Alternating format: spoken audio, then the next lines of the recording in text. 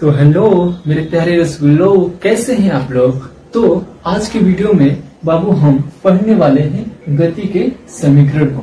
यानी गति के कितने समीकरण होते हैं बाबू? 3 होते हैं। आज हम इसमें तीनों समीकरण को यानी गति के तीनों समीकरण को हम क्या करने वाले हैं? निगमन करने वाले हैं, यानी सिद्ध करने वाले हैं कि v बराबर u plus A T, S बराबर U T plus half A T square, तथा जो मेरा तीसरा समीकरण था v स्क्वायर बराबर यू स्क्वायर प्लस 2as कैसे सिद्ध होगा।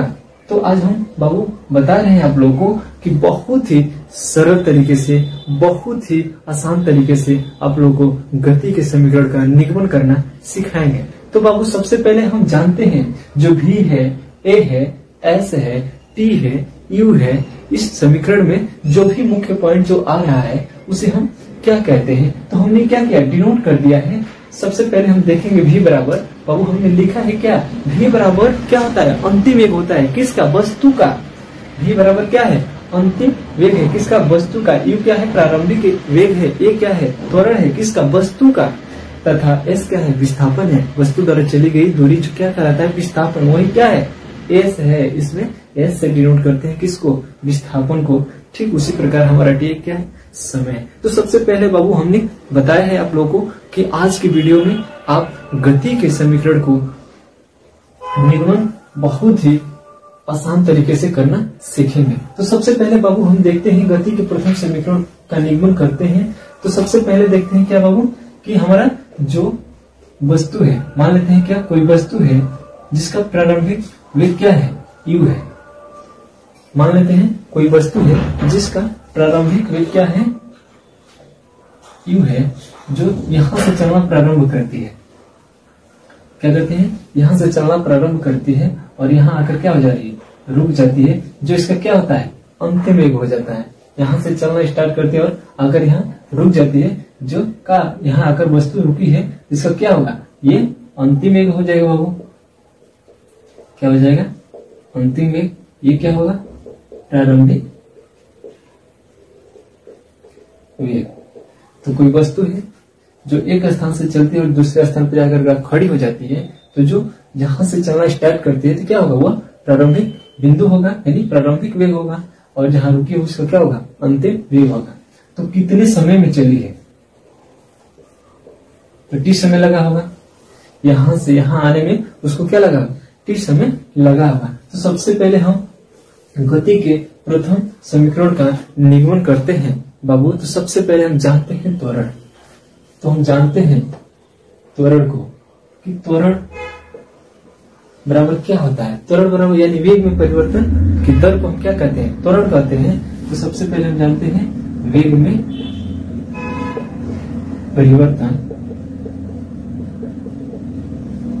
बटा में बाबू क्या होता है? समय। वेग में परिवर्तन बटा में समय। तो वेग में परिवर्तन क्या हो रहा है? तो वेग में परिवर्तन के लिए कोई वस्तु है यहां से चलना स्टार्ट की है और यहां आई है, तो वेग में परिवर्तन निकालने के लिए हम बड़े में से जो क्या है लास्ट पॉइंट है उसका प्रारंभिक वेग में से क्या करते हैं? घटा देते हैं। तो इसको इंग्लिश में भी लिखते हैं क्या? ये बराबर क्या होता है बाबू? वेग में परिवर्तन यानी त्वरण को ऐसे डिनोट करते हैं। तो ये बराबर क्या है? वेग में परिवर्तन यानी v यानी अंतिम वेग, अंतिम वेग माइनस प्रारंभिक वेग बटा में क्या हो जाएगा? समय। क्या हो जाएगा? बटा में समय। हमको सिद्ध क्या करना है? प्रथम समीकरण को सिद्ध करना है। किसको सिद्ध करना है? कि v बराबर u प्लस ए टी होता है। उसको क्या करेंगे? त्वरण बराबर हम देख लेंगे कोई वस्तु है, क्या है? प्रारंभिक वेग से चलना स्टार्ट करती है और किसी बिंदु पर आकर रुक गई, जिसका वो वेग क्या हो जा रहा है? उसका अंतिम वेग हो जा रहा है। कितना समय लग रहा है? t समय में। t समय में चल रहा है। तो हम सबसे पहले जानेंगे त्वरण। त्वरण बराबर क्या होता है? वेग में परिवर्तन बटा में समय। तो वेग में परिवर्तन निकालने के लिए अंतिम वेग में से प्रारंभिक वेग को घटा देंगे तो उसका क्या निकल जाएगा? वेग निकल जाएगा, यानी वस्तु का वेग निकल जाएगा। तो ये बराबर यहाँ से अंतिम वेग को क्या लिखेंगे? v क्या है बाबू? v माइनस u बटा में t। क्या निकला यहाँ से बाबू? समीकरण आ जाता है क्या? a बराबर v माइनस u बटा में t, यानी ए बराबर v माइनस यू बटा में टी। तो यहाँ से क्या करेंगे, इसको पक्षांतर करेंगे, मान लेते हैं इसका मान, इसका फिर जब गुणा करते हैं तो ए टी बटा में v स्क्वायर माइनस यू। ठीक, इतना क्लियर हुआ। ठीक उसी प्रकार हमको निकालना क्या है, प्रथम समीकरण को सिद्ध करना है। प्रथम समीकरण यानी v बराबर u प्लस ए टी। ये तो हमारे माइंड में चलेगा ही, तो हमको क्या निकालना है, v निकालना है। तो को क्या करेंगे, इधर लाएंगे, ये प्लस हो जाएगा, तो ए टी प्लस यू बराबर v सिद्ध हुआ। इसको क्या करेंगे, सीक्वेंस में लिखेंगे, तो यहां से हमारा निकल कर आ जाएगा v बराबर u प्लस ए टी। यहां से हमारा गति का प्रथम समीकरण क्या होता है, सिद्ध होता है कि v बराबर u प्लस ए टी होता है। तो बाबू सबसे पहले हमने क्या निकाला, गति के प्रथम समीकरण को निगमन करने के लिए सबसे पहले हम क्या, कोई वस्तु होता है जिसका प्रारंभिक वेग और अंतिम वेग होता है, क्या दोनों को बीच में जो लगा समय होता है, जो दूरी तय करे उसमें क्या कोई समय भी होगा। तो हम जानते हैं क्या, सबसे पहले निकालेंगे त्वरण। त्वरण बराबर क्या होता है, अंतिम वेग माइनस प्रारंभिक वेग बटा में समय, यानी वेग परिवर्तन की दर को हम क्या बोलते हैं, त्वरण बोलते हैं। तो यहाँ से हम ए बराबर v माइनस यू बटा में टी, मैंने क्या किया, इसका तिर्यक गुणा किया, तो ए टी बराबर v माइनस यू हुआ। जहां से हम जानते हैं कि v हमारा ही निकाला, v ही तो निकालना है, यानी v बराबर यू प्लस ए टी ही तो होता है प्रथम समीकरण। तो हम v के लिए यहाँ रखेंगे बराबर, इसको इधर भेजें, पक्षांतर किए तो क्या हो जाएगा, जो माइनस है तो बराबर इधर जाता है तो हमारा चिन्ह क्या हो जाता है, प्लस हो जाता है, ये प्लस हुआ, उसको हमने सजा कर लिखा, यानी हम जानते हैं कि v बराबर यू प्लस ए टी, तो यही सिद्ध होता है। तो चलिए बाबू अब हम देखते हैं क्या, गति के द्वितीय समीकरण का निगमन करेंगे बाबू। तो गति का द्वितीय समीकरण का निगमन हम करेंगे कैसे, जैसे कि हमने अभी जस्ट क्या प्रथम समीकरण को जैसे क्या किए थे, निगमन किए थे, ठीक उसी प्रकार गति के द्वितीय समीकरण का निगमन हम करेंगे। तो जानते हैं बाबू सबसे पहले क्या होता है, हमारा कोई वस्तु होता है जिसका प्रारंभिक वेग क्या होता है, प्रारंभिक वेग क्या होता है, u होता है। क्या होता है, प्रारंभिक वेग से चलना स्टार्ट करता है जिसका प्रारंभिक वेग u होता है, और आकर जहां रुकता है उसका अंतिम वेग हो जाता है, क्या हो जाता है, अंतिम वेग यानी v हो जाता है। तो प्रारंभिक वेग वस्तु द्वारा तो कुछ चला होगा, तो क्या होगा, कुछ विस्थापन यानी s हुआ होगा, विस्थापन करने में कुछ क्या लगा होगा, समय भी लगा होगा बाबू, जाहिर सी बात है क्या लगा होगा, समय भी लगा। तो सबसे पहले गति के द्वितीय समीकरण का निगमन करते हैं बाबू, तो हम उसमें क्या देखते हैं, सबसे पहले हम औसत वेग निकालते हैं, किसका, प्रारंभिक वेग तथा अंतिम वेग का। तो एवरेज बराबर जानते हैं बाबू, एवरेज बराबर क्या होता है, टोटल सम बटा में टोटल नंबर।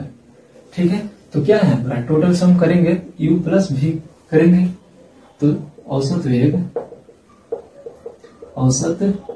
वेग बराबर क्या हो जाएगा, u प्लस v बटा में टोटल नंबर। टोटल नंबर कितना है, 1 और 2, क्या करेंगे, औसत वेग हो जाएगा, क्या हमारा औसत वेग यहां से निकल जाएगा। ठीक उसी प्रकार हम जानते हैं बाबू वेग बराबर क्या होता है, वेग बराबर क्या होता है, वेग बराबर होता है s अपन मिट्टी, यानी विस्थापन बट्टा में समय। विस्थापन की समय दर को हम क्या बोलते हैं, वेग बोलते हैं। तो जिसको हम मान लेंगे क्या, समीकरण नंबर 1, और ये मेरा समीकरण नंबर क्या हो जाएगा, 2। क्या हो जाएगा, एक हो जाएगा समीकरण नंबर 1 और ये समीकरण नंबर 2, यानी दोनों समीकरणों का क्या करेंगे, तुलना करेंगे। दोनों समीकरण यानी समीकरण 1 तथा समीकरण 2 को बराबर करने पर क्या करोगे, दोनों समीकरण क्या करेंगे, जब बराबर करेंगे तो क्या होगा, s बटा में t बराबर में u प्लस v बटा में 2। इतना क्लियर हुआ। दोनों का मल्टीप्लाई करेंगे, मल्टीप्लाई नहीं करते हैं t को, हम जानते हैं कि s क्या निकालना, हमको s निकालना है, तो पहले से हम s को क्या करेंगे, पकड़ कर चलेंगे। तो s बराबर क्या हो जाएगा, s बराबर ये t हो जाएगा, इधर आएगा तो क्या जाएगा, गुणा हो जाएगा u प्लस v बटा में 2।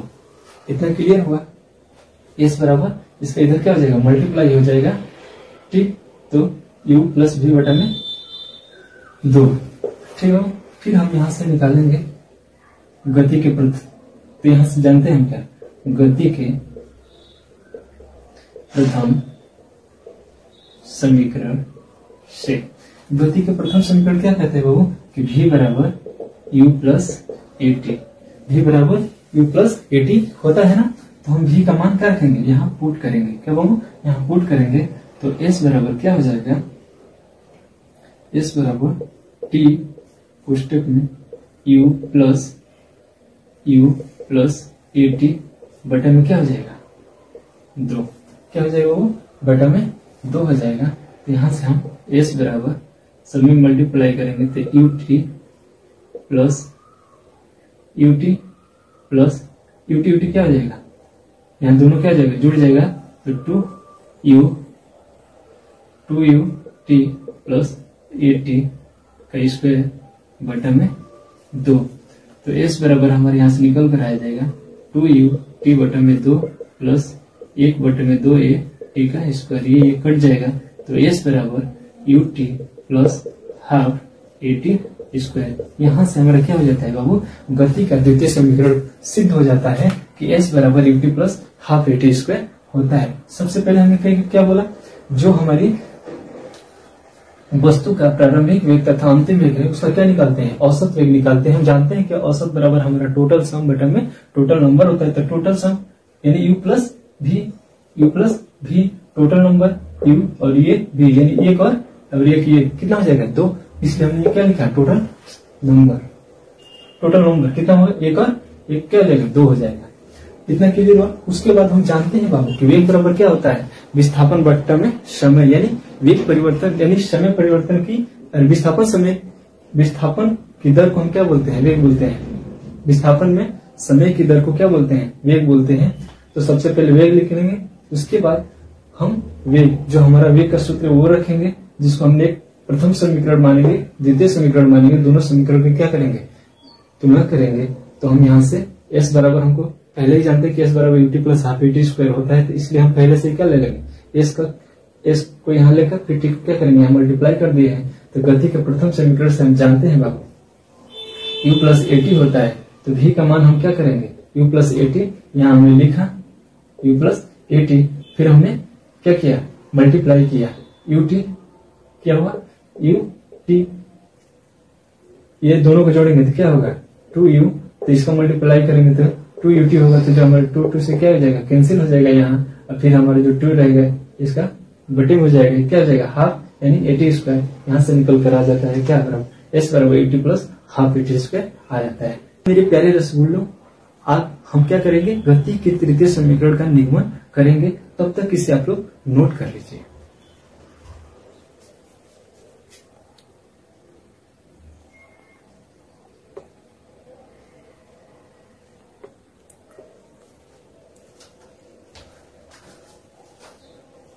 हाँ, तो मेरे प्यारे रसगुल्लों, अभी हमने क्या किया, गति के प्रथम समीकरण तथा गति के द्वितीय समीकरण का निगमन कर लिया। ठीक इसी प्रकार बाबू हम v square plus u square plus 2as यानी गति का जो तृतीय समीकरण है इसका निगमन करेंगे। यानी इसका हमने क्या कर दिया है, पोस्टमार्टम कर दिया है, इसका भी पोस्टमार्टम कर दिया है। अब इसके खोपड़ी में क्या करेंगे बाबू, छेद करेंगे, यानी गति के तृतीय समीकरण के नियम को क्या करेंगे, प्रूफ करेंगे कि v स्क्वायर बराबर u स्क्वायर प्लस 2as कैसे आया।